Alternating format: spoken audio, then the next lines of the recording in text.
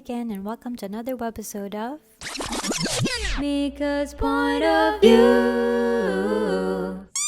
This week, we're going to have a peek into the world of creative tech. Yes, I was just as excited as you when I heard we were going to get to see some of the current and upcoming technology used in the creative industry today. Once again, many thanks to Media Trust for the awesome program and experience. Now, as with a lot of people, I am definitely not any sort of expert outside a smartphone and a laptop and the occasional game console. But I was definitely blown away by all the intelligent tech behind today's media, like Star Wars: The Last Jedi and even Fortnite. So I'm exploding with new information at the moment, so I'll just get into it. Has anyone ever heard of an NFT? Well, my friend, after a session with Studio Blub, I learned that this meant a non-fungible token. These are used to represent easily reproducible items such as photos, videos, audio, and other types of digital files as unique items, and uses blockchain technology to establish a verified and public proof of ownership.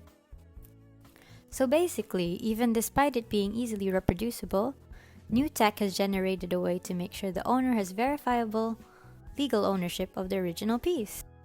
Yes, high art is not just a wall installation in a museum anymore. We are going digital, people.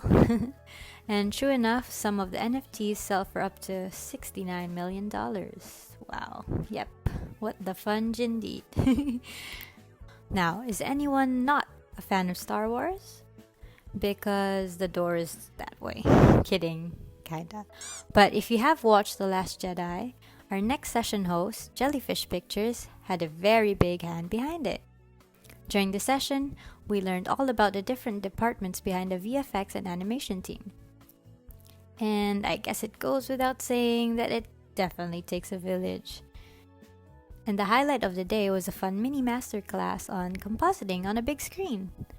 So, compositing involves taking the render passes from the production stage and combining them together or mixing in additional images or adjustment layers to create a more cohesive composition.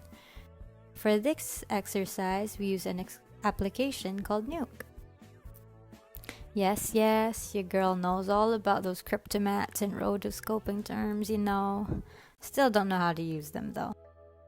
But gone are the days where everything had to be manually edited, literally by hand per frame. Applications such as Nuke have now been developed and are still further being developed to happily assist our awesome creatives to bring us more realistic experiences in TV and film. So thank you, Jellyfish, for the session and for Toothless's cute little baby dragons. Now, for a fun break, here's a video of Charles with a hoopla hammer.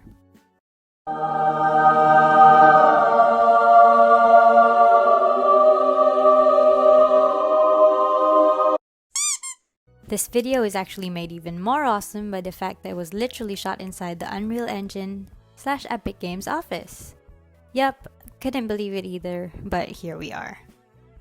At Unreal Engine, we learned about developments such as maximizing the use of green screens for more cost-effective ways of shooting films and commercials at a global scale, which limits air travel and therefore ultimately helping the environment. We do stand an eco-friendly biz. Using The Mandalorian as an example, they described how, and this may not be the term used, superimposing subjects or actors into a pre-recorded or pre-designed background as realistically as possible allows a set to be almost completely filmed with just a green screen. Pretty cool, and shows the level of innovation that the creative sector ultimately undertakes to involve itself in the movement towards sustainability.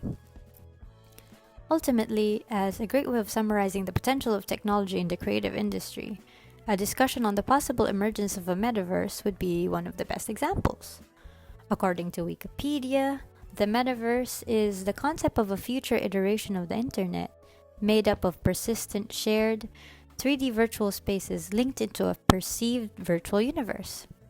The metaverse ecosystem would allow human users to live and play within a self-sustaining, persistent, and shared realm. So, our future may more or less be something along the lines of Ready Player One or The Matrix or even Free Guy. A theory which is both fun and thought-provoking. but all in all, a testament to the plethora of possibilities in which creative technology can further our lives and launch us into a more closely connected world. And that's it from me this week. I hope I was able to share at least a glimpse of what is out there for creative tech today. Thank you for chilling at yet another episode, and I hope you have an awesome day. See you guys next week for possibly another episode of Mikha's Point of View.